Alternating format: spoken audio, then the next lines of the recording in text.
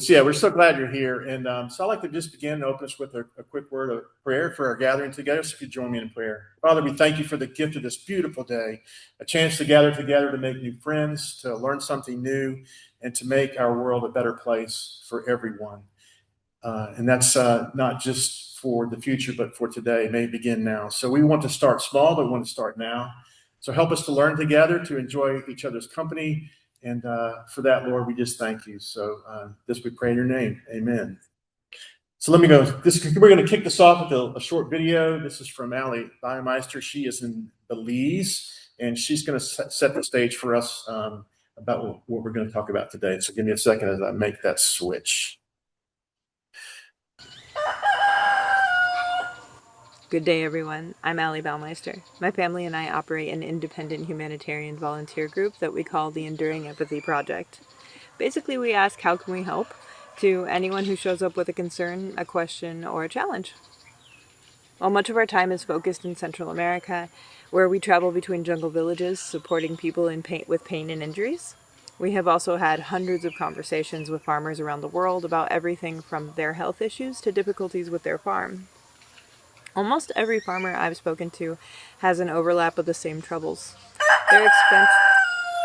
Their expenses of both time and money are high.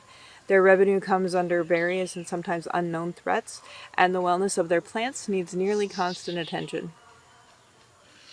Many farmers have heard about the health concerns directly associated with what they spray on their crops, but without a clear path forward, they will repeatedly use those products until they find a better way.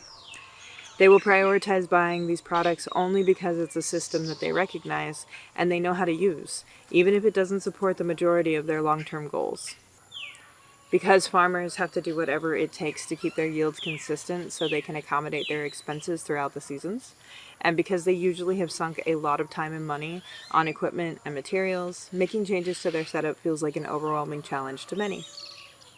My job has been to help them find a better way forward with a do what you can with what you have where you are perspective, and I try to step into their shoes and recognize the lived experiences of their day-to-day life.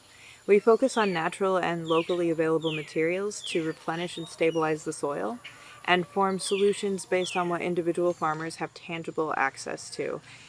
We create customized approaches that help develop better balance in their farming practices. When I learned about the 3-product system that this network is currently experimenting with, it piqued my interest, primarily because it is by farmers for farmers. It is addressing the needs of the soil and the plants and encouraging better immunity for the entire farm. And it can be fine-tuned to address unique challenges instead of pursuing outright eradication, which tends to be more expensive and causes a lot more problems.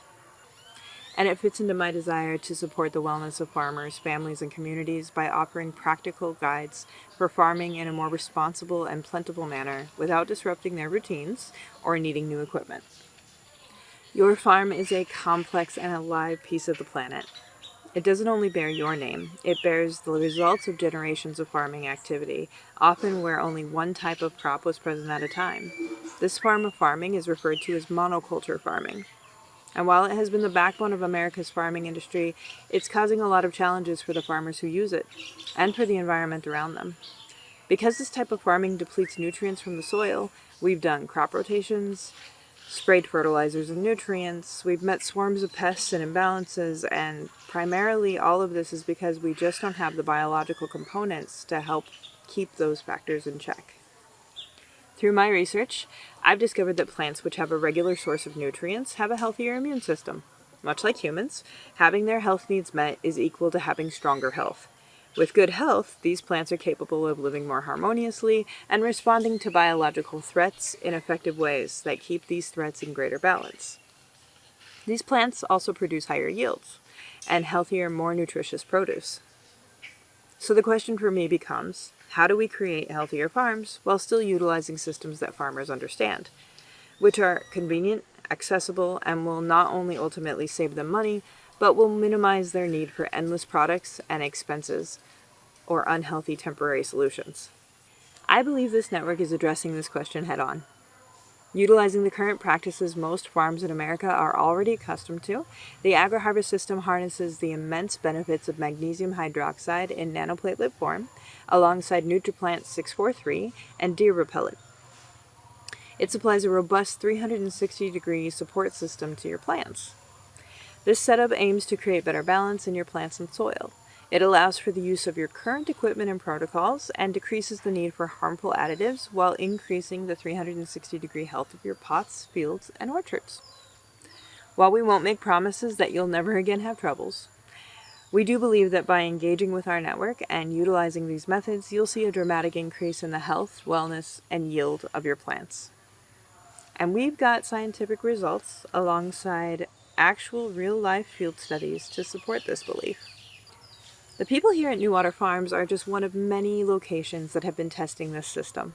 I'd like you to hear a bit from the people who manage their crops and develop their farming practices. They'll tell you what they've done in the past, how they've been supported and challenged by their old practices, and how the agri-harvest system is changing the lives of their plants and their produce.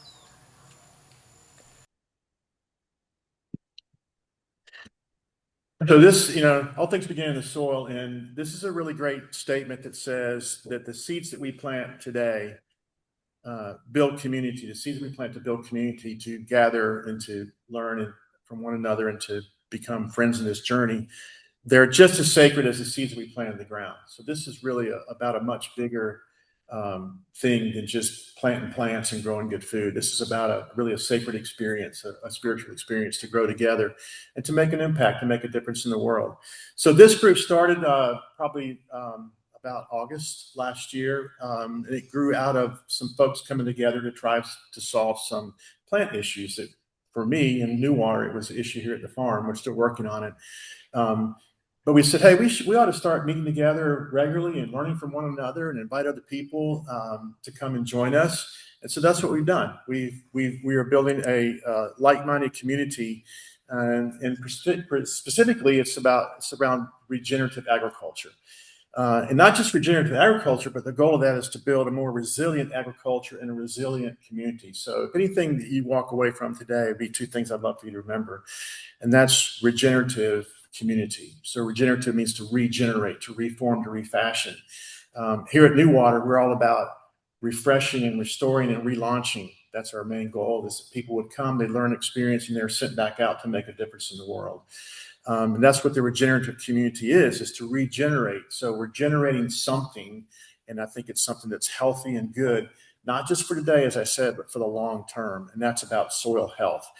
And so that resiliency that we would build in our soils allow us to be resilient against stresses from the outside, whether it's a plant or something relationally or something personal in our lives. We build this community that we can share together and support one another. So that's what this group is about. And so we have changed our name. We were Agri-Harvest Solutions. We're now 360 Living Soil Alliance, which I really like because 360 encompasses everything. Living soil. We've had folks that say, oh, it's not dirt, it's soil. I didn't mean to say dirt, because we know that dirt is not alive. Soil is alive. It's a living system. And so it's really redundant to say living soil, because soil is alive. But alliance, think of an alliance. It's a group of people coming together for a common mission and a common goal. So this is about promoting and learning all we can, and then practicing what we can about making living soils. And so this is an alliance. Alliance is a strong word. When you are aligned, you are in deep relationship with someone. But that's the goal of this, is to build this alliance. All the information, past, present, and future, you can see there's a YouTube channel at the bottom, YouTube at 360 Living Soil. There's a lot of white papers and research and pictures and all kinds of links to that. So that's a great resource for you to learn from. So you don't have to go find it yourself. And all this has been vetted, so it's really good stuff. David Montgomery and his wife Ann Bickley wrote a book called What Your Food Ate. And several folks in this room have read this book, and they're like, wow, that changes everything, I thought. He's a geologist, she's a biologist. They've teamed up. They've written about 5 books together. The Hidden Half of Nature, they've written about soil, and they take a global perspective.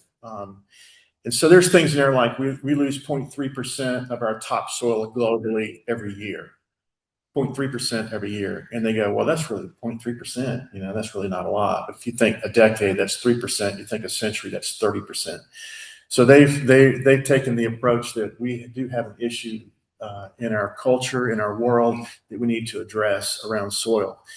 And it really starts with the idea of stewardship. And stewardship is not just taking care of something or managing something, because everybody can manage a mess, right?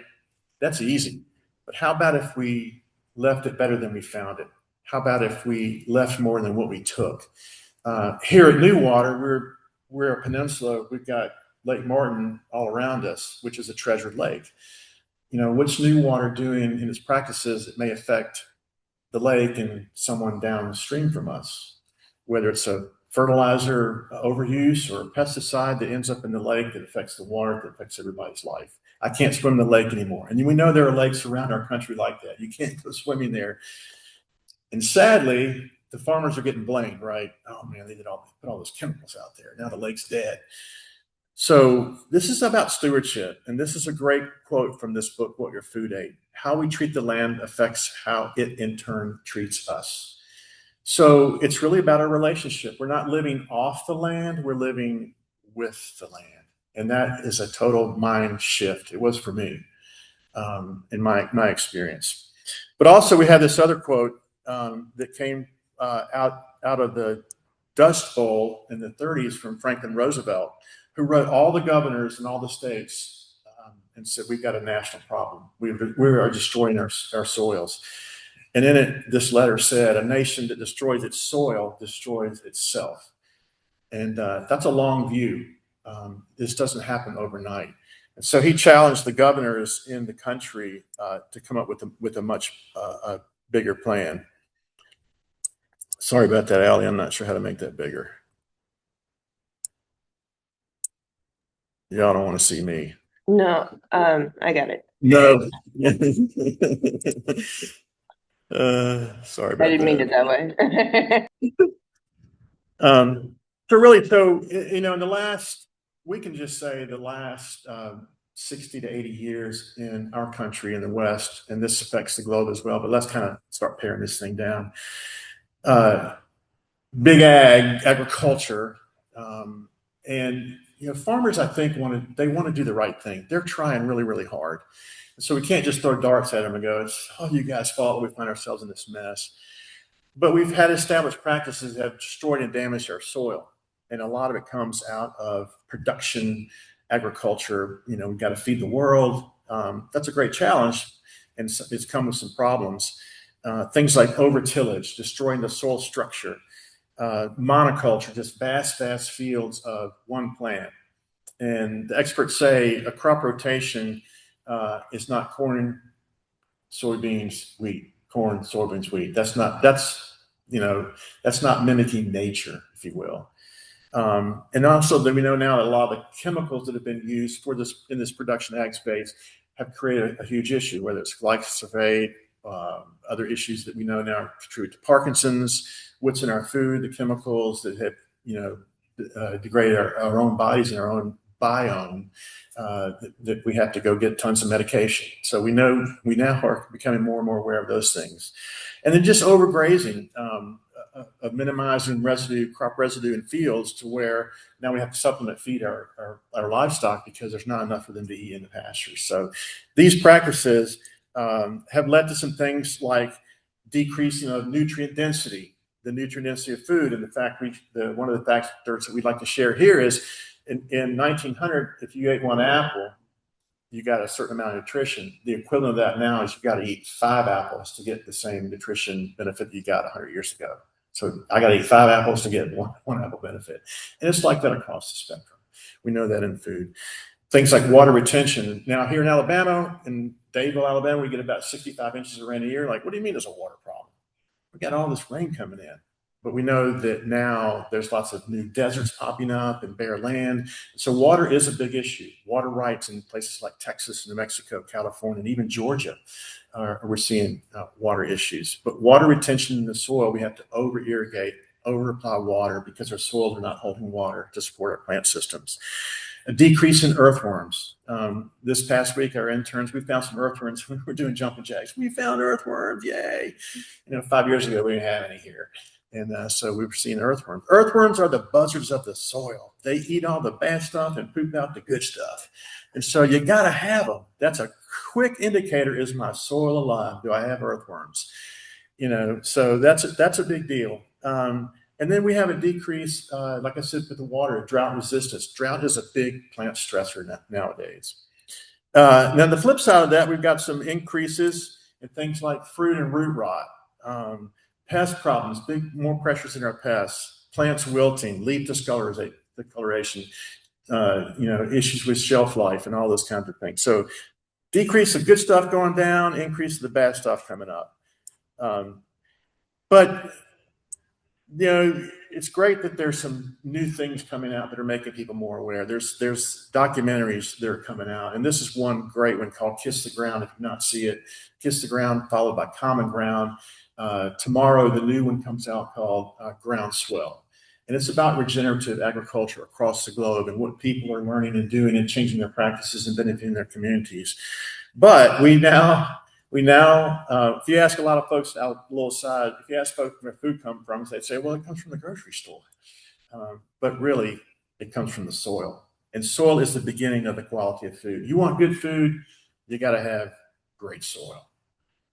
So this is a great quote to serve as a reminder as well. So back to the practices. So these are some things that we've transitioned to here at New Water Farms. There are challenges, but we're going to work through those. And you got to remember, we didn't get here overnight. So to make some of these transitions, you got to think in terms of seasons and years, not weeks and months. And you got to be patient. So the big practice that we've changed to here is really focusing on soil health, doing things like testing our soil. What's the organic matter? We've raised our organic matter to 7.5% out here in our kitchen garden, where it used to, the average in Alabama is 1%. And when you have great organic matter in your soils, you can support microbial life and plant systems that will sustain itself with better water retention with things like carbon and nitrogen that's captured from the air. I mean, it builds your soil health. The great thing about organic matter in your soil, 1% organic matter will accept a 1-inch rain, which sounds like, okay, 1 inch. That's 26,000 gallons of water in an acre. So, and it's linear. So 7.5% organic matter, we can take a pretty good sized rain without runoff. It's going to infiltrate down. And we've seen that the last couple of weeks with these intense storms that we have. It's running off everywhere else, but in our garden, we can go the next day and work the garden because we've had the water infiltrate and not run off into the lake where all the good soil is from over the years. You want some good soil, go dredge lake. There's some really good stuff down there because it used to be our topsoil. But yeah, so we're going to build our soil health. We use cover crops and compost, getting that organic matter to the soil, minimizing our soil disturbance, like I said before, not destroying the soil structure, things like porosity and even aggregate size. Those are really, really important. Cover crops are important too for leaving our soil covered. Soil is going to defend itself by growing a plant. I mean, you scrape a bare, even in Alabama in red dirt, you scrape it bare, guess what you're going to have? Weeds, because that soil wants to cover itself. The other thing is our inputs. We have made the transition this year to no synthetics. That's pesticides, fungicides, herbicides, and fertilizers. So going to biologics, more composting, more things like that are more balanced and really feed that soil.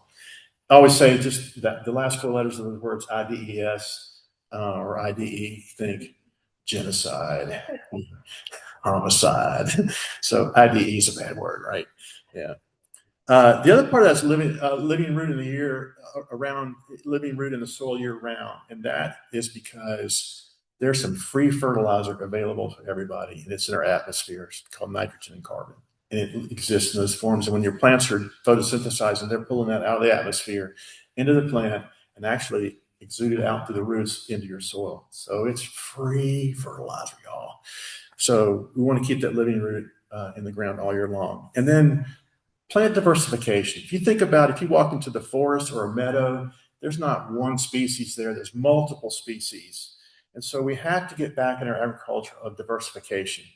That's going to attract not just for the cause of being diversity, but it's going to attract a diversity of species which support a diverse biosystem. So we're seeing a few more bird species here, a lot more butterflies and bees, and Amy's going to talk a little bit about that in her presentation, about the necessity to be diverse, but also moving those crops around in our garden, our growing spaces, because different plants have different nutrient needs. So if you just planted a tomato plant in the same spot every year for 20 years, guess what your soil is going to be deficient of? It's the stuff that tomato needs. So you've got to move those around. So plant complements, plants that go together, work well together, very, very important for that practice. Yes, sir, Paul. Is that true if you're farming in raised beds? Yes, sir. You got to move that around because it's going to be pulling different things out. Yeah. The sixth thing in this that we don't practice is livestock integration. If we truly wanted to be regenerative, however, I like Amy did this in her meeting a couple weeks ago, but also Gabe Brown, one of the fathers of regenerative agriculture, says if you got bees and butterflies, you got livestock integration. So we got to check all the boxes. So just a really quick thing, we're not going to show all the things that we tested on in 2025. Scotty's been a big tester of this over at his farm. But just a couple of things about what we found with some of the nutritional changes that we've made. Magnesium hydroxide nanoplate form, which you heard Ali speak of really quickly as a plant supplement.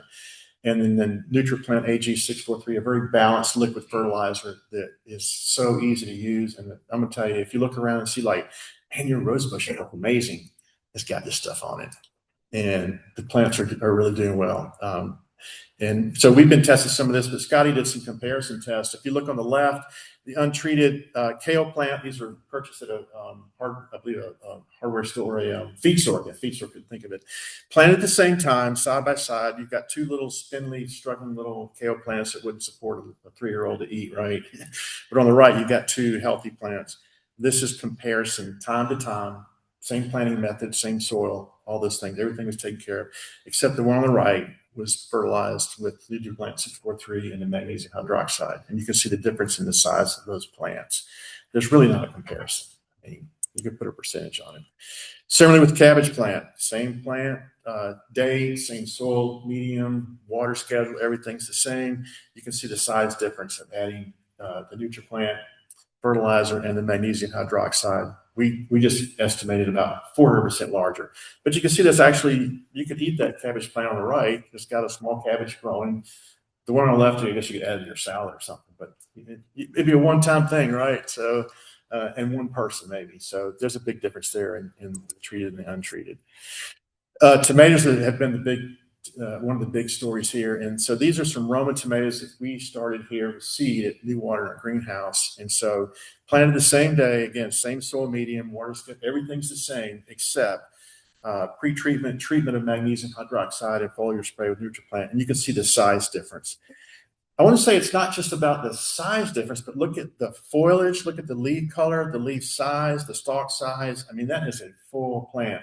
And Deborah's got some incredible photos to show you from her garden that's not even 2 months old around this too. So finding similar things about these plants that are treated with these biologic products and natural products have done really, really well. It depends. We treat here, we do a pre-treatment in the soil drainage to get taken up in the system. And then I do tomatoes here about once a month. I mean, they're heavy, heavy feeders. And most of my things I'm spraying every 4 to 6 weeks with the NutriPlant. So, yes, ma'am, I do both. Get it in the ground, get in the soil, got to uptake it, and then spray the plant with it. So this is a great one. So this is a bell pepper plants. Scotty did some trials last year, and the numbers, he stopped counting at 325 bell peppers from one plant during the season. So you could quickly think, if I'm in an urban setting and I have a really small space, you could grow a lot of food in a flower pot, and you could grow bell peppers, and your neighbor could grow squash, and your other neighbor could grow tomatoes, and all of a sudden I've got a little mini market going. But it's a great way to produce a lot of food in a limited amount of space. But an untreated bell pepper plant, that's about, is that 4 grams? What that is? 4 grams on the left, small. The one on the right is almost 80 grams, 7.8 grams, sorry. About 4 grams to almost 8 grams, so double in size. And you got this coloration at the top that's noted because that pepper's doing what it's supposed to do. They're supposed to turn colors. So a very healthy plant. The other part of the story is this this pepper on the right came from a drought-stressed plant that Scotty said, I'm going to see what happens if it doesn't get water. I've treated it with magnesium. It doesn't get water. And he's got a picture that the thing looks dead. I mean, I had to pull it out. That thing's dead. And then after 7 days, I believe it was, again, to water it again, and it came back to life, and it produced this bell pepper. So it's not just growing a bunch of stuff, it's minimizing the stresses on that plant because it's healthy. It's got things it needs to protect itself. So bell peppers, and then, we were wondering what happened. What happens at the beginning? What happens with the seeds? So I did a little germination test with heirloom corn called Jimmy Red, or James Island Red corn, and I seed soaked some seeds for 24 hours in a magnesium solution, and then I didn't treat some seeds. Those are the ones on the left, and then after 2 weeks, pulled up and randomly picked out, and you can see 3 different seedlings on the left. You can see it's got some roots there, not a lot, but look at the one on the right. I mean, the dirt clung to them, a lot of hyphae, and there's been a lot of, and these were all in just little seed cells. I mean, not in the ground. So deeper roots and more root volume, so that's going to produce a much healthier plant and can sustain some of those stresses. So it's going to go deep and wide, if you like that song. So just a real quick synopsis of what we've seen in the last year here at New Water is we have healthier plants, and those of who've been tested as well, greater root mass, stronger stalks. So we had a 50, 60 mile an hour wind here. And so it's really important to build healthy plants that can, it wasn't predicted either. It's not like we could have gone out and go, we got the wind coming, we got to do something. So building a healthy plant that can take those stresses like wind and drought, because you have increased nutrient uptake. So the great thing is magnesium is at the center of the chlorophyll atom, which is photosynthesis. So everything, plant, animals, humans require magnesium, and most everything is magnesium deficient. But not only does it help the photosynthesis, it creates a conduit for better nutrient uptake than magnesium does. And with that, the plants become healthy, more resistant to things like pathogens, pests, diseases. Pests don't necessarily attack the good plants, they go for the weak ones. It's sort of like the wolf attacks the back of the pack. They don't attack the really healthy one at the front. So when your plants are stressed, the pests are going to move in. Obviously, the healthier fruit, larger fruit, more flavorful. Some of the ingredients that Leo has in your lunch today has a little bit of magnesium in it. I don't know if you can taste the difference, but we've had folks go, man, what's up with these peppers? They taste incredibly sweet. I've never tasted one like this. Everybody went, there's magnesium in there. So which was true. That was a true statement. We've got greater budding, more consistent budding with the higher fruit production, and the fruit is supple and firm at harvest. And Tom's got a great story about strawberries that he had treated with magnesium in 3 weeks in the refrigerator. He said they'd still probably be there today, but his wife ate them all. Store-bought lasts, 2, maybe 3 days. So much more shelf-stable, healthier fruit, much more nutrient-dense. Obviously, increased harvest is what we're seeing, and these are some crazy ranges, but this is what we found, 17 to 400% plus more fruit. We had someone that sprayed magnesium on their muscadine plants. Why they would do that, I have no idea. I'm not a big muscadine fan, but you got to go pick them, right? He actually got 4 separate fruiting events with the muscadines. Usually you get 1. So he had muscadines past frost date. We'll just spray it with this supplement. But also, it's great because it's a decrease in loss of fruit. Do you guys know the percentage of wasted food that goes to the landfill? Blow your mind. Upwards of 40%. It's all 40% of our food that's prepared, or even, fresh produce, 40% is wasted. That's a sad indictment on us, I think. But I want to get Deborah to come up, and she's going to talk about some of her trials. Deborah is been a part of this network for a good while. And before she speaks, because she's going to lead off with something that just always cracks me up. How many farmers do we have in the group? Raise your hand. Raise your hand if you're a farmer. Raise your hand if you're a home gardener. Raise your hand if you're an entrepreneur. Some people keep raising their hands. Raise your hand if you consider you're none of those 3. Yeah. So there's a lot of variability in this group, but I'm proud to have known Deborah. She's been generous to New Water. She got me started on turmeric, and Jerusalem artichokes. And I'm like, what do you do with these things? So she's been teaching me and coaching me. The coolest thing she gave me was bunching onions. And I don't know if Leo put those in the salad or not, but we ate some not too long ago. So she has been able to share out of her abundance. And that's really a lot of what this is about. So all you have to do is click this right here. This out right there. Yes, ma'am. Okay. Yeah. Stay right here just to make sure you're good to go. Okay, got it. Just talk about it. Oh, all right, Mr. Bill. All right. As it says, you can see on the slide that I'm not a farmer. I'm a gardener. I come from a family of farmers. My granddaddy, my great granddaddy, and my mama all farmed. My mama, when I was young, taught me to garden because at that point she wasn't farming. I think that she was very happy about that, to be honest. But they were old school and they did tractors and till-in and everything like that. So this has been a whole new thing for me. I work on about a half acre, really, is what my little homestead is. And in the back part, it has a lot of raised beds that have been there for 10 years now, and they're full of worms, but it's taken me 10 years to get there. And I have never had the benefit of something like this or the help. And it's amazing the difference. And y'all, as y'all will see in just a moment, whoops. All right. Most of the pictures you're going to see a prior picture. Mine are not comparison of something being planted right next to each other and one not treated, one treated. But you're going to see before and after in all of them. On the 22nd of May and then the 23rd, between those two, I put the magnesium drench to the soil, and I used a Nutra plant. I sprayed that by hand. Then after on May 30th, that was about 7 to 8 days difference there. It's just amazing. Now, y'all have to apologize because I didn't have a yardstick. I had no idea I was going to need one. I thought the ruler would be sufficient. So that 12-inch ruler, if you look at the picture on the left, you can see the tomato plant to the stakes that I put in there that I haven't even needed, you guys, because my stalks usually are not this thick, even at that point. But if you look, I haven't clipped anything to them in the picture on the right. But look at the difference just in the tomato plant from the, I had to back up on the right-hand picture to get anything close to what, would be the similar view.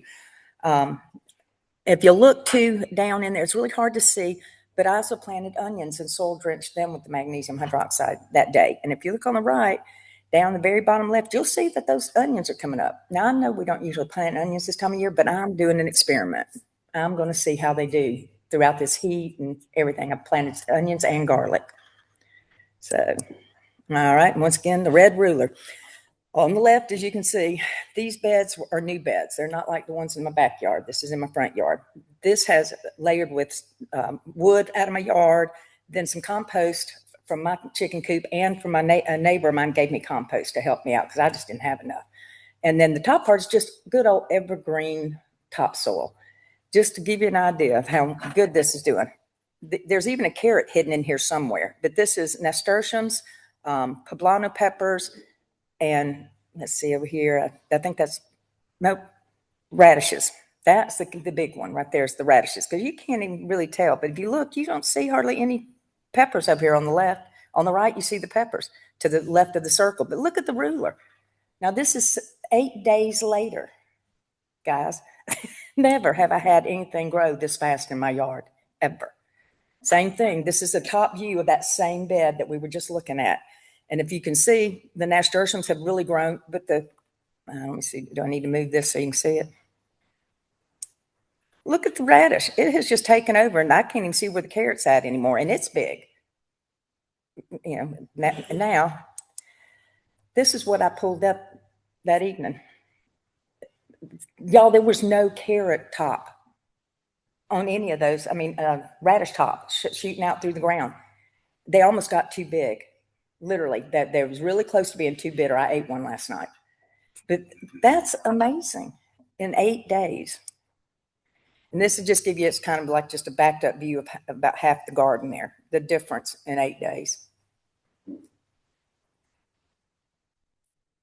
All right, and this was my watermelons, my little, one of them's crimson and one's midget, and I don't remember which one this one is that we got in there. Somebody that's a farmer might recognize the leaf better than me. But y'all, I'm astounded every time I look at the pictures, and every time I walk out in that garden, I'm just blown away. Once again, this is another thing where you can't even see the real, and I put it back in the same spot that I took in the first picture. And if you look at the little pots, it gives you a little idea there too. But this is the nasturtiums and the calendula and the tomatoes. I have a lot of different types of tomatoes in each of these beds. But this is what we were talking about, growing. Somebody asked, I'm not sure who it was, but asked about that. I mixed a lot of stuff this time. And there's, like I said, there's radishes in with the, the peppers. There's carrots in with stuff. There's onions in with everything. I'm doing this diversity as you talk, and it's working great. Same thing. Here we go. You can't even see the pot anymore. Left-hand picture, you see the pot. On the right-hand side, you don't see it. And I don't know about y'all. Have you ever grown cilantro in Alabama? It's tough. And look at this cilantro on the left-hand side of that raised bed. And I have harvested some of that cilantro, you guys. During this week, I had to do it. It was just getting too big and too heavy. So it's in my refrigerator right now. All right. Now, on the last slide, look at these grapes. May not be muscadines, but that's in my old bed. This is one picture out of my old bed where all the worms are. Y'all, that was 7 to 8 days there. Look at the difference in the size of those grapes. All right. Blown away.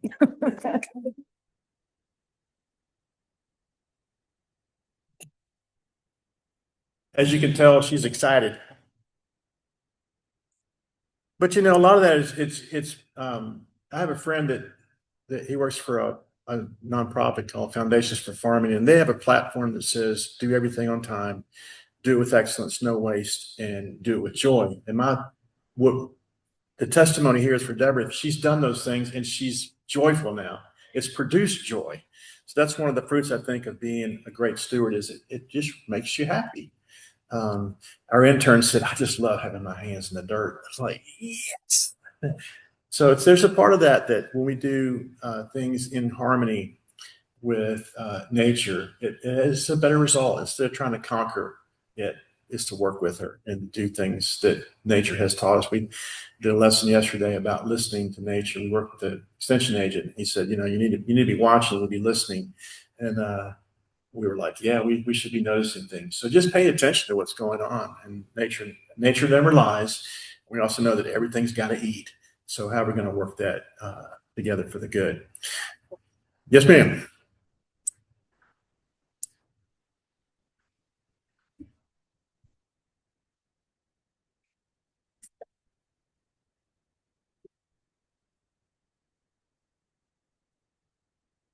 Yeah, that's a great question. So her question is she's got flower bulbs that were her mother's, so probably some heirlooms, things, really specialty things that trying to reinvigorate and to bring to life and to fruition. Will these things work on flower bulbs? The answer is absolutely yes. Yes, ma'am. So treating the soil gets that soil activated and alive, and then those will uptake it, and then fertilized with these organics and biologics will definitely benefit your flowers. You want to treat it, you can treat it now before they break, because it's going to be active in there. Where is Mrs. D? So you want to talk about your mom's pansies? Yeah, didn't she spray this thing?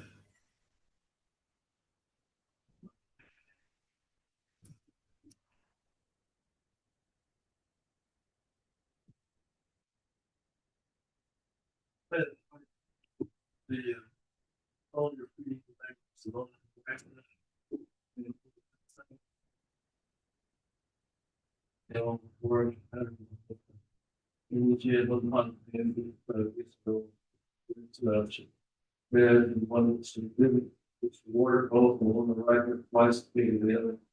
Stated that is wrong. And the Christmas package is the same for the student. The Christmas package, one side, and the triple side of the other. And one way. So this is an example of pansies and Christmas cactus, and there was another floral. There were 3 different things. So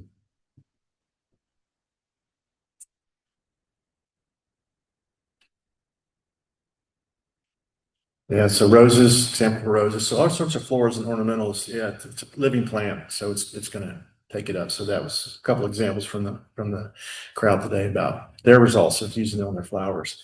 I will say that magnesium is a supplement, and it's going to require nutrition. So that's the beauty of the NutriPlant. So you're adding that supplement, but you're also giving the nutrition for that flower to flourish.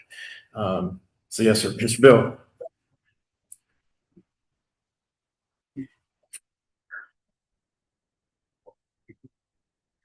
Yeah, so the magnesium we're talking about is magnesium magnesium hydroxide nanoplate. It's the most purest form of magnesium. So the real quick explanation is think of a flat plate in the surface area versus a rod or a sphere, less surface area, and it's consistent throughout with the plate. So it's the most purest form. So that's a supplement that aid in nutrition. Biologics are what we're talking about with the NutriPlant. So it's got 12 trace elements. Yes, ma'am. Yeah, the magnesium hydroxide, Nanotech Resources. Scotty can help you if you want to purchase that today. He's got some to help you with. There's a bunch of folks that can help you with the NutriPlant in the room. So, but it's a great system. You can mix them together, do your foliar sprays, which we do with that. The Photomag is a different product. It's a biologic from a company called Advancing EcoAg. It has a bunch of other things in it, so it's a lot more diluted magnesium form, and it's not a nanoplate form, so it's not the pure product. So we do it a little bit with things like tomatoes and those things that need magnesium. That's a different product. So Photomag is from Advancing EcoAg. It's a biologic product. It's got other elements, trace elements in it. The magnesium hydroxide is just magnesium. So there's lots of other, there's three different forms of the magnesium. There's the ag grade, the armor plate, or it's a fire retardant, and then there's the nutraceutical or a pharmaceutical grade. The ag grade is the lowest form. But we've been using it for all kinds of things. I had a splinter in my finger and it got infected, and I put some magnesium on it. There's no more infection a day later. We put it on bee stings and fire ant bites to, make it stop hurting and stop swelling. And I had got stung on the orbital socket a couple weeks ago, and in 20 seconds it didn't hurt and never swelled up, and usually big time. So we use it around here as a first aid. Yeah, there's lots of stories around the magnesium. But yeah, so you can become a tester with us and do some trials like this. The magnesium, the NutriPlant, and then our number one pest here at the farm is deer. They just come and it's like going to the salad bar, and they create some issues for us. And so the product called Liquid Fence, it's from your big box stores, those kind of places, and we mix it all together and make one pass in the field and spray everything at one time. And so that's, it's obviously more economical. Scotty's got the same, he's been doing the same with watermelon and cantaloupe on his farm, because the deer love to eat those things, and they'll wipe you out overnight. And so we sprayed the Liquid Fence a lot, and it sort of trained the deer not to even come over here. They just stopped coming. We got a little bit of pressure now, but it's nothing significant like it was. I mean, there was a browse line on all our fruit trees. They would strip all the blackberry canes. I mean, we were like, free food sign was going on. So the Liquid Fence, I'll tell you, it smells horrible. Think if you had a bunch of rotten eggs and garlic and mix it together and spread it all over yourself. I mean, your wife would let you in the house, which has happened to me a few times. But so these are three great products that work well for us in our context. One really important thing about regenerative agriculture is context. What's your context? What's your soil type? What's your rainfall? I mean, those kinds of things you need to know. So we can talk about planting tomatoes all day long in Alabama, but it probably might not work in places in Africa, right? So you got to think about your context. But yeah, so as I kind of began with, this is about community and a farming community. A farm is nothing without the community that supports it. And that's not just buying the produce. There's a swing back now in this regenerative movement of farmers helping farmers. I mean, they've always helped each other, but it's usually a lot been out of crisis. My combine burned, so all the guys get together and go combine the guys' wheat field. Well, now they're being, let's work together. We've got to work together to solve this issue. The pressures and the challenges we have in the ag space and the food industry are mountainous, but together we can do it. Alone, we're not going to move the needle. So it's about community. So this is actually, people go, that's AI. No, this is actually a community garden in North Carolina. Beautiful space, very inspiring. I imagine that you'd be very joyful if you went and walked through this space and ate some of the produce. But it's a community that's come together. It's part of the planned community that we're going to have a growing space, and we're going to work together on this. So yeah, just we can help you guys. We can talk about it. We can learn together. We can move together. So, but start now thinking about your soil. Quick story before Amy comes up. Last year we showed the documentary Common Ground. There was a retired couple that came out. They live here on the lake, and they are water monitor testers, so they're concerned about the water. They're environmentalists. They're great folks. And 6 months later, he said, "We watched that movie with you guys and went home and changed everything we did about our garden. And guess what happened? We had the best garden ever in our entire lives. This stuff really works." And that's not our product. That's their practices of doing things. So it's not just adding a bunch of new stuff to your program. It's about changing your system. And so, it's really helpful to do things together. So we're going to ask Amy to come up. Amy Weeks, she began her, I guess, career, her adult life maybe, as a beekeeper in South Louisiana, as a practitioner. She studied education at Southeast Missouri State, and 2024 completed her master's degree in biodiversity, wildlife, and ecosystems health at the University of Edinburgh, which is a really interesting story. But she became a master craftsman beekeeper in 2014, and she is currently the research assistant in charge of, I'm going to say you're in charge of. No, I don't know. Just the honeybees. We just do honeybees. But she's brought a lot of her folks with her, and we were teasing her like, "Oh, you're going to bring the B team." That's the BEE team, but they are the A team, right? And bring a wealth of knowledge. And what I really respect about her was began as a practitioner and moved to academia. So she wears both hats. It's both sides of the coin. And she's responsible for leading the honeybee team in colony management and preparation for research. And she'll tell you a lot about the research today. But queen rearing, education, international development. I mean, she's going to tell you a lot of facts today that we were talking about earlier with the dinner. Like, we didn't know any of that stuff. Robert, he saw her presentation, goes, "I didn't know any of that stuff, and I'm an adult." But she's going to just share a wealth of information today. And I'd like we give a round of applause for Amy Weeks. If you need to move that, you can. Just click that for advance. Yeah, I'm glad to be here. Thank you so much. So, let's see. All right. So we're going to probably leave you with a lot more questions than answers today, because this is our first really introduction of our Bee Center team to this regenerative farming community. So I'm going to do a bit of an overview of the Auburn University Bee Center, and then we'll get into more specifically bees in the garden. So our core faculty at the Auburn Bee Center is Dr. Jeff Williams. He leads our honeybee research. We have Dr. Salina Bruckner, and she's here with us today. Thank you, Salina. She is our honeybee extension specialist. And then we have Dr. Anthony Abadi, who leads native bee research. And that's what's so unique about our bee center is we're not just honeybees and we're not just native bees. We cover all of it because it's all interrelated.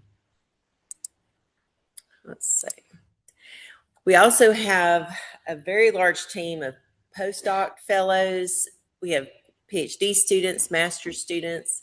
This summer, we're doing a Southeastern educational research experience for some undergrads, and we have 7 of those just for the summer.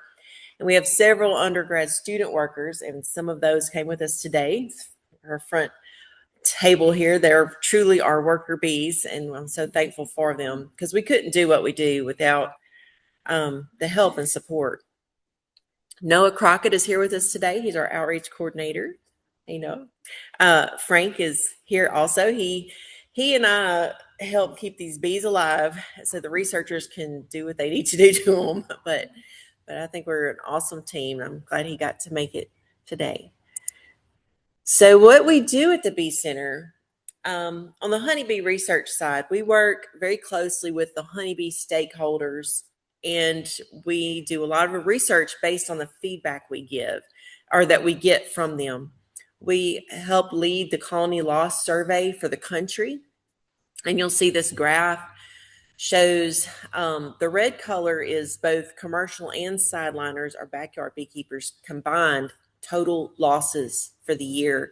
And for 24-25, it was over 50% losses, honeybee losses. And that's just not really sustainable. So we do a lot of research on how can we help mitigate this. The main pest that we have for honeybees is the varroa mite. That is a picture of it in the bottom corner there. It's a parasitic mite that vectors a lot of diseases, a lot of damage physically to the bees, and it's just a huge problem. And so we also study a lot of integrated pest management strategies because we don't want the beekeepers just relying on chemicals, which is a lot of their go-to to try to kill this mite to keep the bees healthy. We also evaluate new products that come out, and there is more of a move away from the synthetic miticides. We have a lot of some resistance, mite resistance to these chemicals because they have been used for so long. So a lot of new products are coming out. And so Auburn University Bee Center is an independent evaluator for these products to see how they really work. And we also do a lot of international research and collaboration. We have a huge extension and outreach program. Salina is the one that you'd certainly want to talk to about that, but we have a lot of articles and newsletters and that are going out. We do a lot of workshops, intensive workshops for other leaders in the beekeeping industry, as well as training for beginning beekeepers and queen rearing and all the other skills needed to be a successful beekeeper. And the native bee team does a lot of research and outreach. And I like to kind of compare the honeybees are more like the canary in the coal mine for the native bees, because the beekeepers watch the honeybees. We're in there and we see what happens to them, but who watches the native bees? Who's managing them and who's looking out for their welfare? Because what is killing the honeybees also affects the native bees. So they do a lot of research on the best management practices for pollinator planting, wildflower seed mixes, and I'll reference this plot here later in the talk because this is a trial on just different tillage practices. So what would our world look like without bees? Well, Whole Foods did a produce department staged photo op of what would the produce section look like normally with all the bees pollinating all of our wonderful fruits and vegetables. And what if we didn't have bees? They removed all that produce that relies on bees pollination to produce. And you can see how empty that bottom photo is of all the produce that we'd be looking for. It just wouldn't be there. 1 in 3 bites of food is a result of bee pollination. There are 20,000 bee species worldwide, but only about 8 of them are honeybees. And that's what people think of most when they hear bee, a honeybee. Well, not necessarily. 70% of the bees live underground. And even, and 1 in 4 species are at risk of extinction. Without bees or with fewer bees in your garden, you have a risk of not enough pollination. And what would that look like? You'll have underweight or misshapen fruits, vegetables. You'll have fewer seeds, and you'll have much lower yields. You can see these malformed strawberries, these puny-looking cucumbers. Yeah, not enough pollination. So I'm going to briefly introduce you to 4 examples of these types of bees. There are different types of bees, and so generally they're characterized as social, where they live in like a community. You might have a queen and her workers and the drones. Then we have solitary bees, where they're just one little individual going out there and doing her best. And then you have somewhere in between. Some of them are solitary for most of their life, and then they're social for a little bit while they reproduce. So there's a huge, with 20,000 species, there's a huge variety of this combination. And then you have cavity dwelling bees. They're bees that make their homes in the holes in trees, in rodent burrows, in plant twigs and stems, and in beetle burrows. They'll just reuse those spaces for their colony or their raising their brood. And then you have ground nesting bees, and these bees dig their own tunnels, and you can see a picture of it there where she will have little individual cells where she'll lay her egg.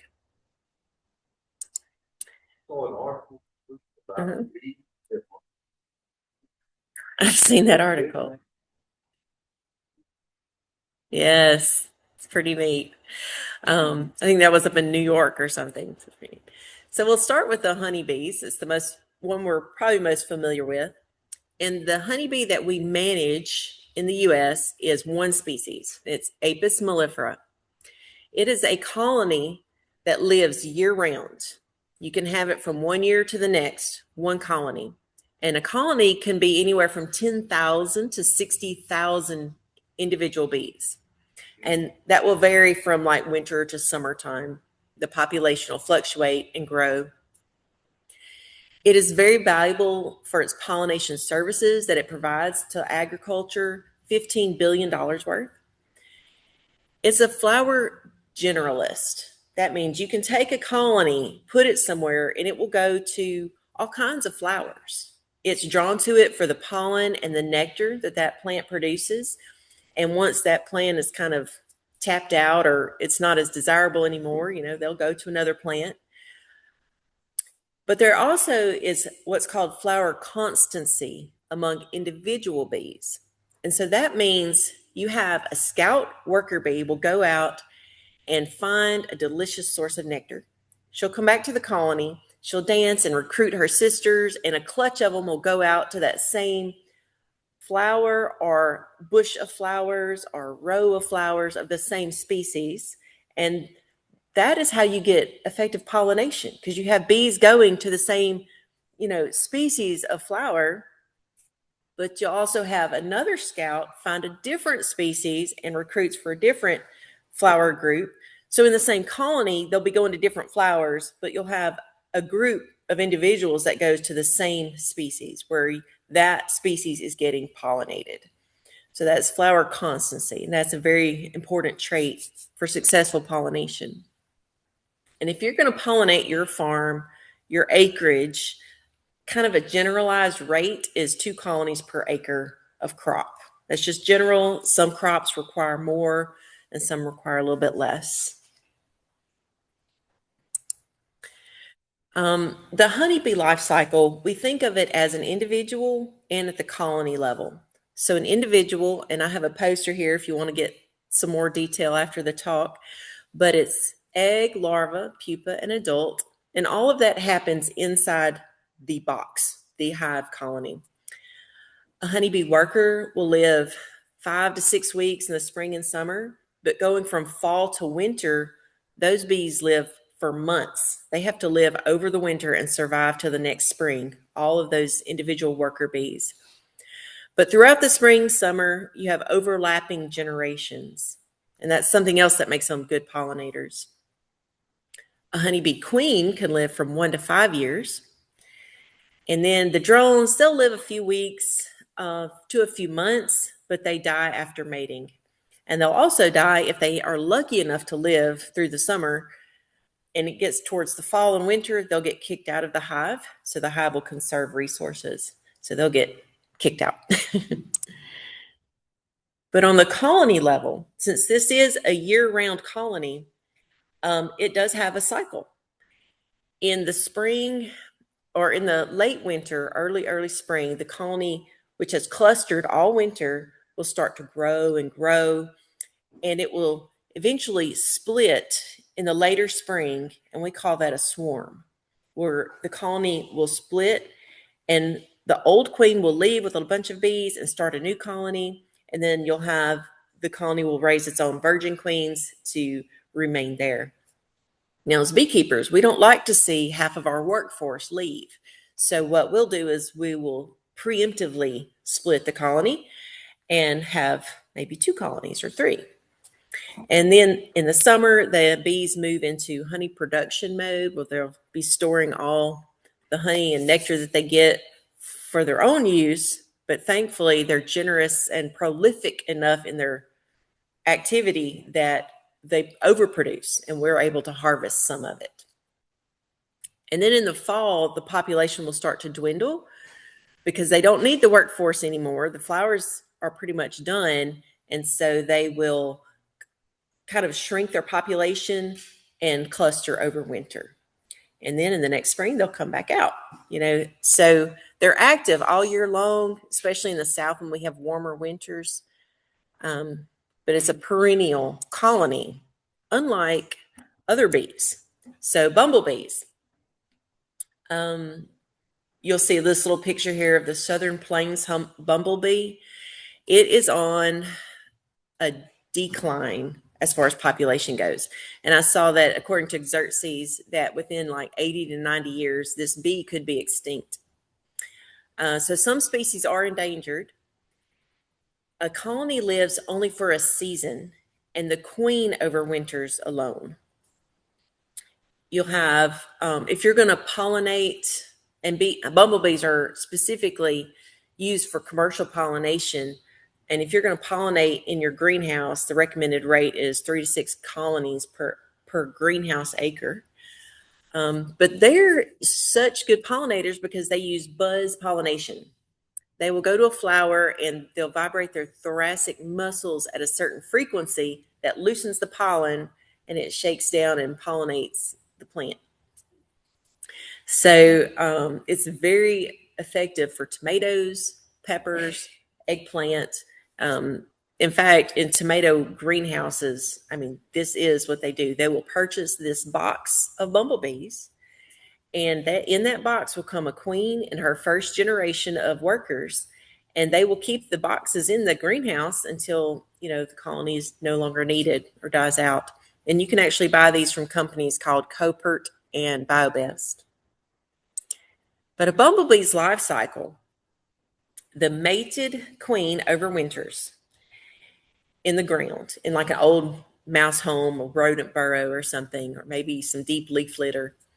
In the spring, she'll come out, begin foraging. She'll find a new burrow or nest and start provisioning it and start laying her eggs. And you see a picture here. These are pots. This is a pot building bee, not a comb building bee. And in these pots, you have nectar, pollen, and her brood. You can see the large queen in the corner here and all her workers.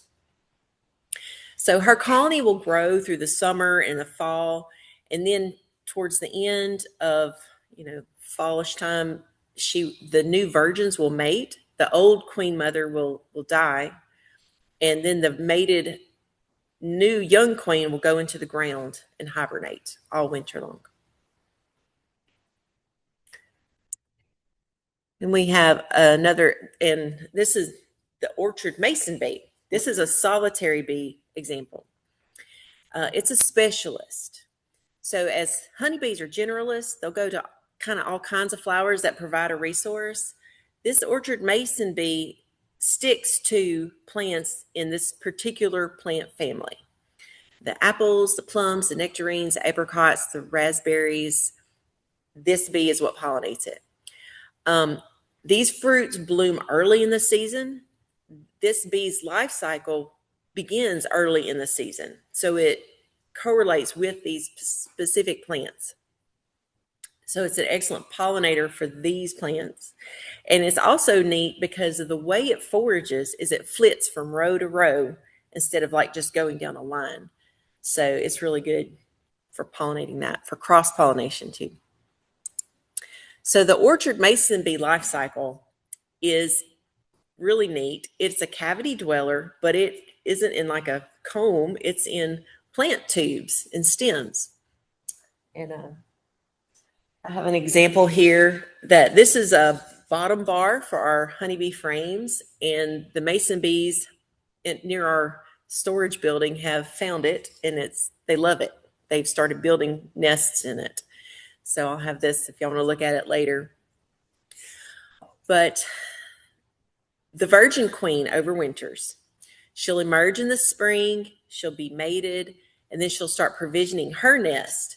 And she uses mud to separate the cells, where in each cell she provisions with a ball that's made of pollen and nectar, and she'll lay one egg. Then she'll cap that off with mud, and she'll do it again. And she'll cap that off with mud and do it again. And at the end of her tunnel, she'll put the males, because next spring it's the males that come out first to mate with the females. But she lays these eggs in the spring, and they don't come out of this tube until next spring. So all year long, they're in this cavity. So if you have all these dead plant stalks around, and a lot of, yard and landscapers think, oh, that's so trashy looking, and they burn it, well, they're destroying a whole, basically generation of these mason bees. Another solitary bee example is a squash bee.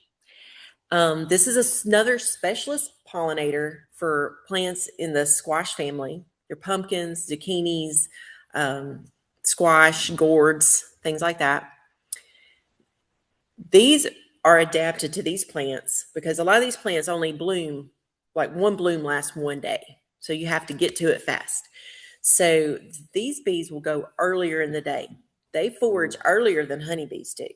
By the time honeybees get their little lazy butts out of the colony and start working, these bees have already almost finished their pollinating.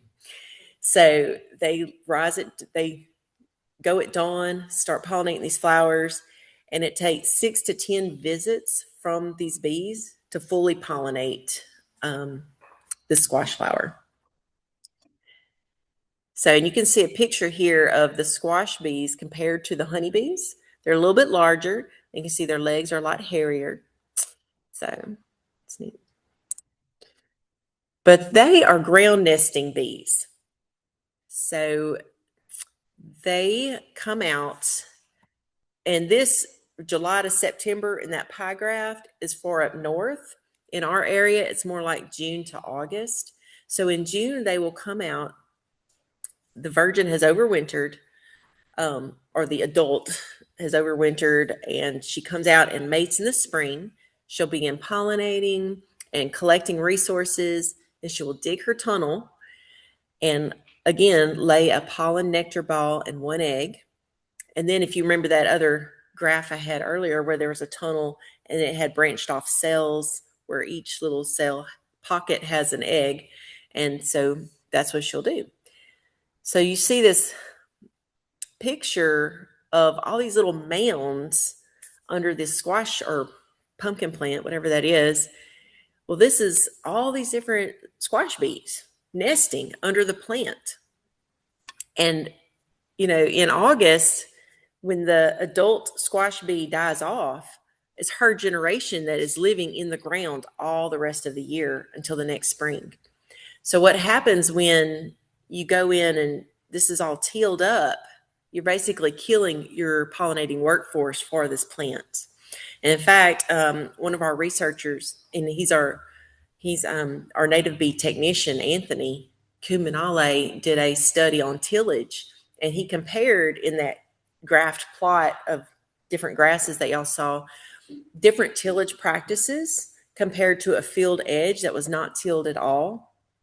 And he did conventional tilling, reduced tilling, and then conservation tilling. And then the field edge was no tilling.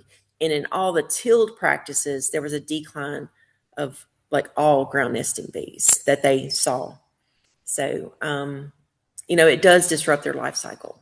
And so that disrupts your pollination workforce in the garden. So that's pretty much what I wanted to share with you today, but I wanted to thank you for having us. Us at the Bee Center love to talk about bees. So I'm just here to introduce all the wonderful speakers that we do have, and let you to know that you can feel free to contact us. Thank you.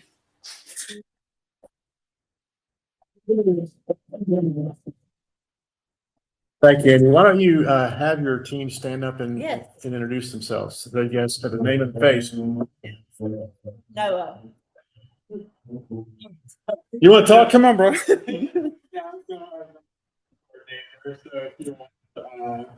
The deep stuff like education better community that you're up with the email or call me plans for the sign deep or your fine.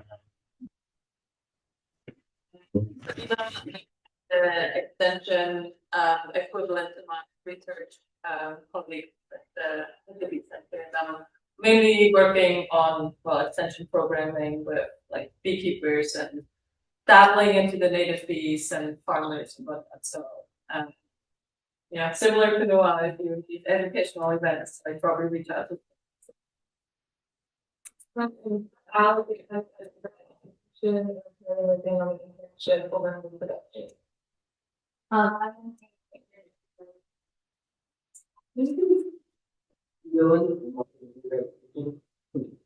And also the right. And Amy's right hand man, taking care of the highlights. All right, we'll give it a round of applause. Thank you.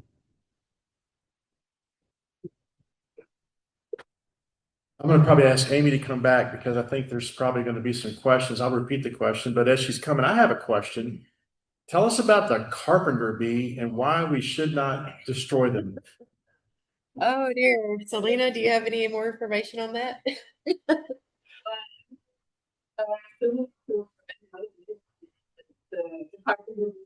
Like they go to adapting to pollinating a lot of the native plants, especially when they like involvement in bees. But yeah, for pollinators, I know they like you may want to apply. They don't like treated, so you're applying Treatment or yeah.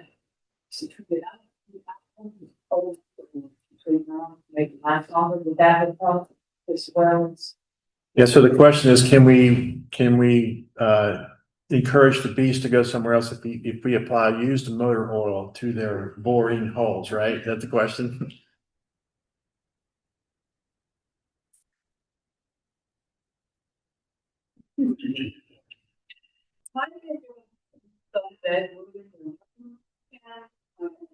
But and maybe you can talk about that a little more, but like the main sense that we to smell, so anything that smells stronger. Yeah, so maybe an idea of the trap crop. So maybe put some other attractive sources like wood, other places, leave it in your yard. Yeah, that's a good recommendation. I know there's the little jars and all that stuff, and yeah, yeah, and if you look up like bee hotels for native bees, some of them have, not only the empty canes for the cavity dwelling bees, but also like blocks of wood for those bees too. Are there any other questions? Yes, sir.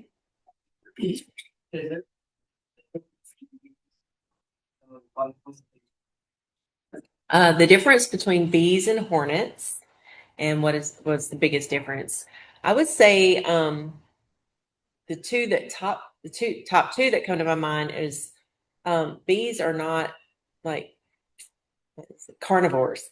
Bees only feed on pollen and nectar, whereas hornets also eat other insects, and they actually eat some insects that would be pests in your garden. So they're good for that. And also their hairs are different. Bees are really good for pollination because of their branched hairs, and they just like pollen just sticks to them. So, I mean, hornets are pollinators too, but in different ways for different plants. I thought you were going to say attitude. Probably so. Any other question? Yes, sir.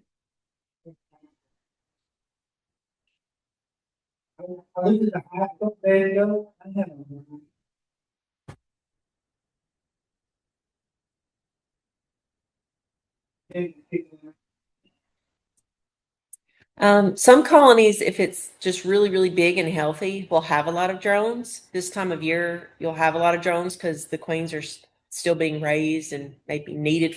The drones are needed for mating. I would look at a brood frame to make sure you don't have a laying worker, which would produce excess drones also. But it's either healthy or it's pretty doomed. One or the other. So. Any other questions? I might ask you to expand on, so what can we do, as you saw the diversity of people in the room, from homeowners and students, and what can we do to promote, if we have a 50% loss every year, I mean, we're doomed, right? So what can we do to promote a healthy bee environment for our biosystems? Okay.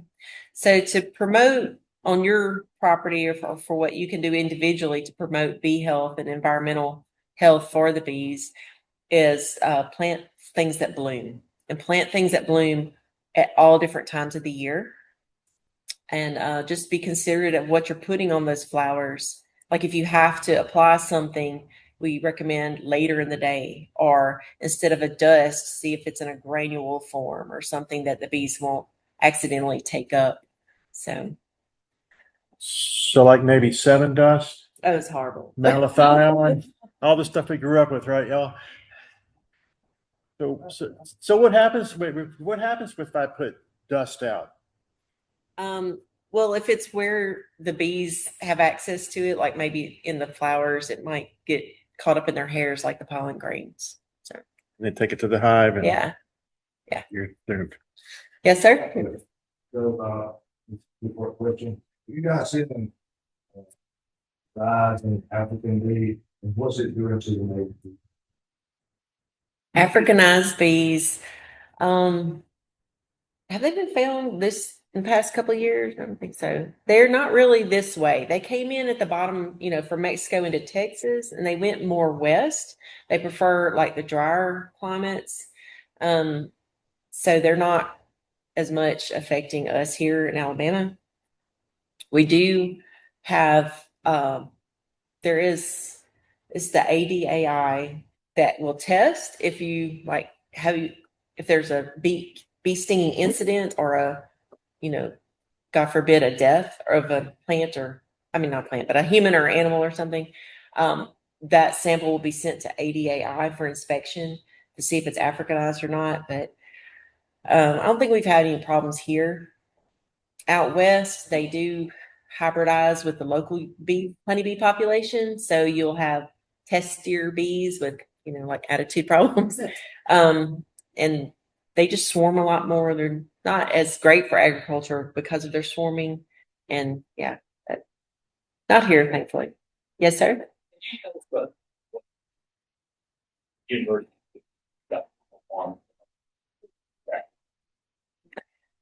What our university or our Bee Center is doing. The Bee Center, what our Bee Center does to reach out to our local farmers to help improve their practices. And I'm assuming your farmers, you mean local beekeeping farmers, correct? Or okay. I'll refer this question to Salina. So Salina, why don't you come up? We got people on Zoom around the world here.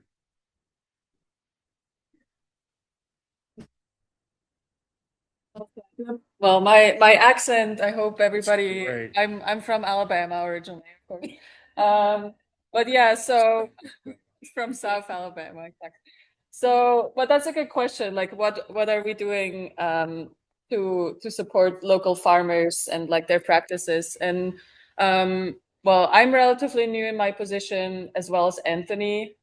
So we are starting to like try to reach out to farmers and also work with our local, or with our extension teams that are very integrated in the farming systems. Like we have our row crop extension team, our commercial horticulture team, and we are slowly trying to figure out how we can better work together. We are working on like online articles that are on the extension website. Amy referenced Anthony Comunali's work on tillage, and we are currently publishing an article on that on the extension website that gives some recommendation for tillage. And the end goal would be to have workshops and farm visits where we can integrate some of that knowledge and actually demonstrate it. But if you have any ideas how we can make that happen like sooner rather than later, I would be very interested in knowing what the best way is to reach out to farming communities, because that's one of the biggest challenges for us is like, how are we making those connections and how do we get like the groups together and actually talk? So if you have any good suggestions, like please let me know. I don't know whether that answered the question, but that's where we are at right now.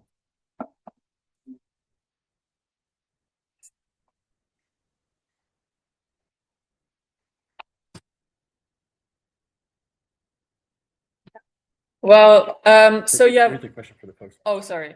So the question was, but what we are doing in terms of research on this new parasitic mite that is invading from Asia into Europe, and this probably also going to end up in North America at some point. We do, funny enough, we have 2 of our colleagues are currently in Korea and Thailand doing research on this mite. So we are proactively working on strategies to, well, basically suppress the mite in honeybee colonies, using our knowledge that we already have from the mite that Amy mentioned earlier.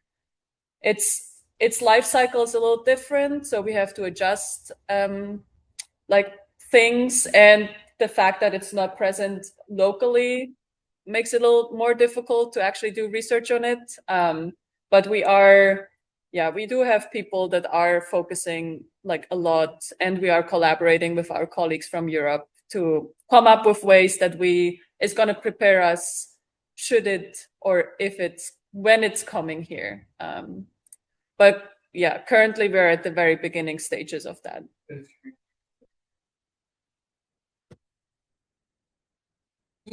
Yeah, that's a good question, whether creating sterile males would be an option, similar to what they do with mosquito control.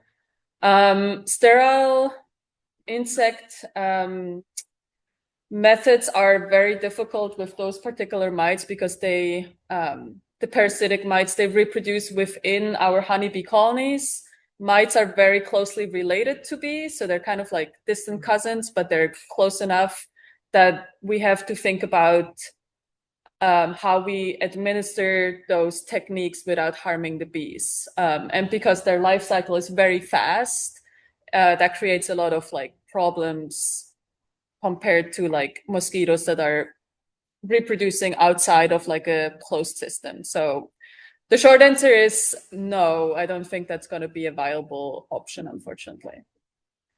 But there are treatments that are working on like genetic interference to like reduce reproduction in the mites. So we kind of like go in that direction, but not exactly in the same way, if that makes sense. Yeah, sorry, that was a long answer. Any other questions for these guys? Well, you got them. You can probably pin them down during lunch too. So, yeah, awesome. Hey, give it up for the Auburn Bee team.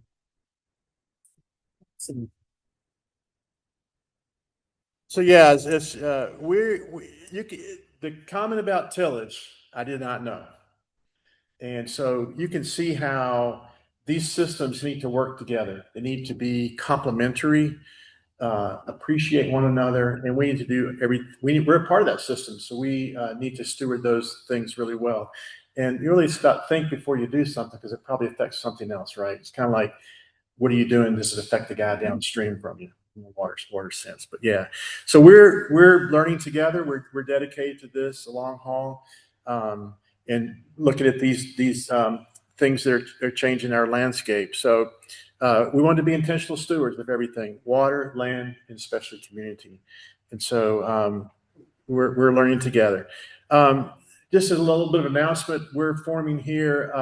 If you are a gardener, and if you're not, but you want to be a gardener, we can help you with that. So coming for our fall garden season, we will be offering a package of plants that we need trials and tests. So you're going to get a kit with pre-soaked and non-soaked seeds, and 6-cell division, cell being 6 plants, and put a gardening kit together with some consultation. So we'll have more information as this gets developed out, but we're excited to do this, growing things in our greenhouse here with some opportunities for some plant nutrition helps, but also you heard Deborah's testimony, soak your seeds, because it really is a game changer. So that's going to be coming, so look for that. In addition, we meet the first Thursday every month here, the third Thursday at Southern Prep. So the next meeting's July 2nd and August 6th here at Newater, and then the third Thursday we'll meet 2 weeks again at Southern Prep. So look for that. And then we've got some workshop things we're probably working on for 2027. So just kind of be aware of those opportunities. But just, as you drive away and you go, man, I learned a lot today. How can I keep learning?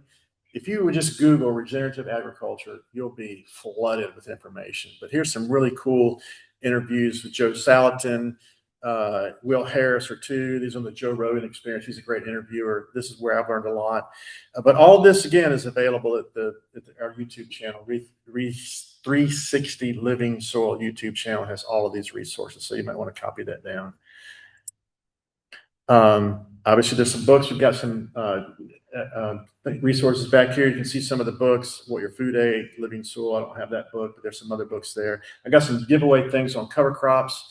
A lot of good information. It's not just about cover crops. It's about management practices. And obviously these documentaries, we will be showing the new one that comes out tomorrow, later this summer. So just kind of be aware of that. And then there's obviously TED Talks and those kind of things. And I'm sure Auburn has a ton of information for you as well, but just be watching for that.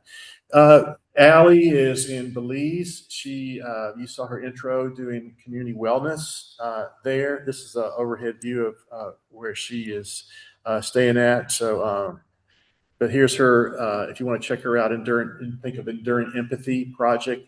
And so she's doing this in a different context, but we're really all doing the same thing. So I want you to meet her.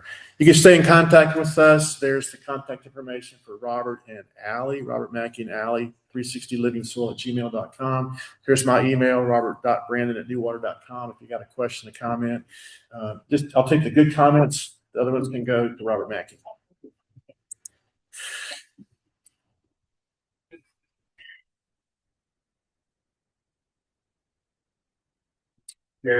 Yeah, once we got your email, you'll be on the future emails, and you'll have access in the YouTube channel for this recording of this session. So, yeah, I want to call up Jennifer Deaton. So she's become a new friend and a partner of the network, and she's going to talk. This kind of really is bringing a lot of things together on a pretty massive scale, and it's impressive. So, let Jennifer take it from here. Thank you.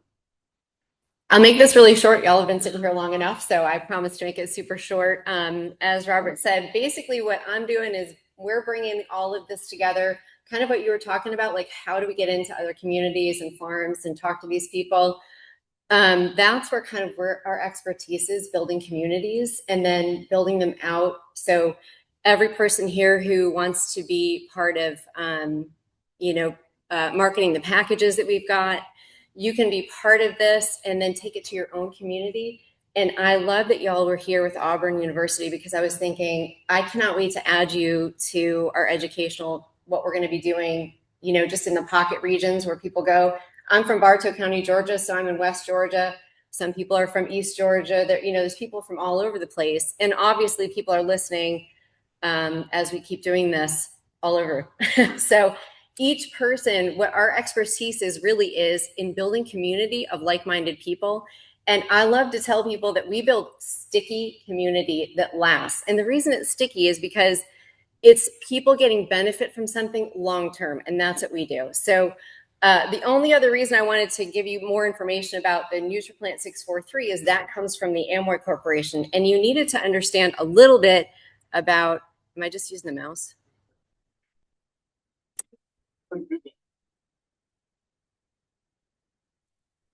There we go. So there are the NutriPlant products and the APSA 80 products that are farming products. Those are actually born out of a product line called Nutrilite, which was started in 1939. You may not know this, but the first multivitamin And the man that actually found phytonutrients is a man named Sam Renborg, who started this in 1939. So it's pretty phenomenal history. The white papers, if you go to Nutrilite.com, you can see white papers from scientists all the way through, you know, the 60s, 70s, 80s, all the way through to till today. Their multivitamin has a DNA repair in it that they actually reformulate every 5 to 7 years. So it's pretty phenomenal. So I just wanted to give you kind of that background of where this comes from. That NutriPlant is not a chemical formulation in the sense that it's not this synthetic stuff that you're going to be putting on your products, because Nutrilite also uses NutriPlant on their own farms. And so it's organic, it's pharmaceutical grade, it's all of that. But one of the biggest things they have is what's called NutriCert, which means if you have any supplement from Nutrilite, they can tell you what farm it came from, what field it came from, and the day that plant that is in it was actually harvested. So it's pretty amazing that they can tell you exactly where what you're putting in your body actually came from. Of course, they do all the land conservation, water conservation, all that kind of stuff. Oh, good. Is this actually on here?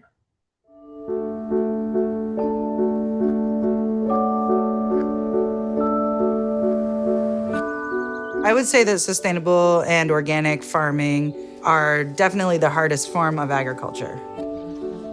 We consider the farm a living organism, so everything we do on the farm matters.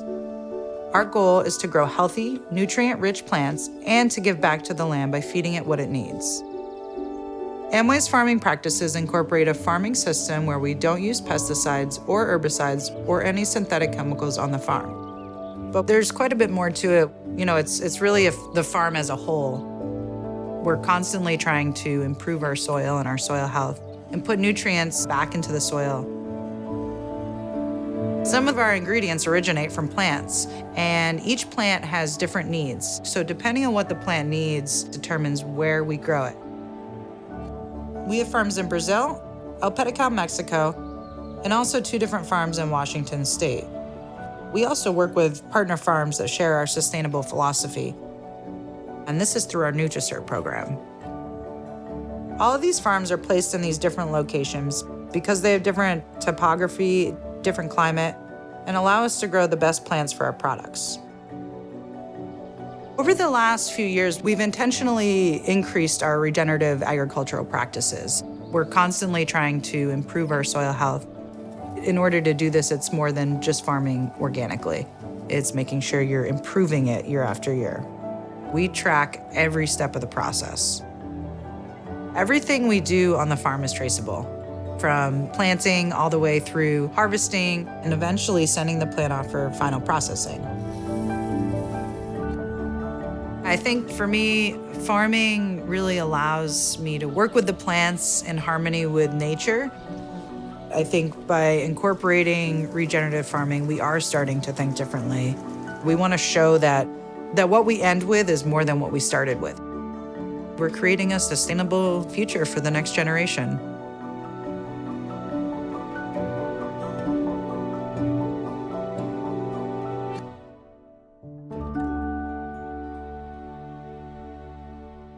Got it. Okay. You don't even need to see these slides anymore, because basically, I just wanted you to understand where we come from with the NutriPlant AG, which is produced by Amway, which many of you probably already heard of Amway. The good news about that is it's been in business almost 70 years now, which is the point of business, in case you're wondering. My background is entrepreneur, economics, and business, and I love nothing more than seeing really good ideas and connecting awesome people who have the expertise that you guys have in a community where we can build on this and help our communities actually live healthier and really grow. I love growing locally. So growing sustainable locally, understanding how the bees affect it, understanding the soil, the water, all of that stuff is so important to all of us. So if you come to Buck or Bill or Scotty or myself or Robert, Deborah, we're all part of this community that's helping market these products and actually build this community in your local area. So feel free to come to us. That's really it for, I told you I was gonna make it short. The video is really the most important part to me, But I just love that this community is coming together and adding more expertise and more people. So thank you. I appreciate it. Yep.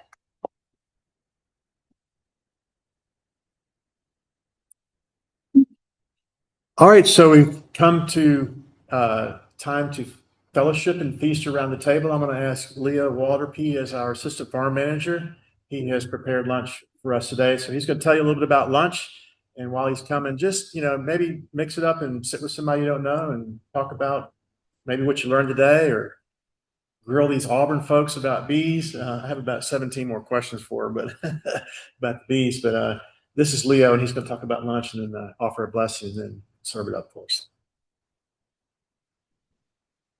So as Robert mentioned, I'm Leo, assistant farm manager here at New Waters for how long?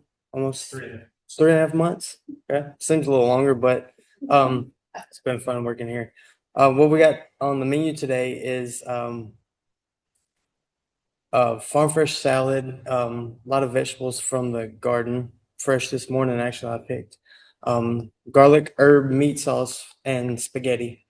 Yeah, that's what we got. And light lunch. There's a little bit more than I anticipated, so be fruitful, I guess. But enjoy. Let's bless the meal before we dig in. Heavenly Father, thank you for allowing us to come together and fellowship today and learn about how to be good stewards of our earth and the ground, soul, and we just thank you for this day and this food that has been prepared for us. We ask that you let it nourish our bodies. In Jesus' name, amen.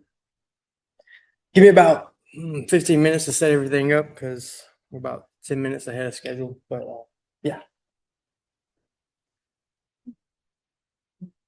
Did you get down solids again?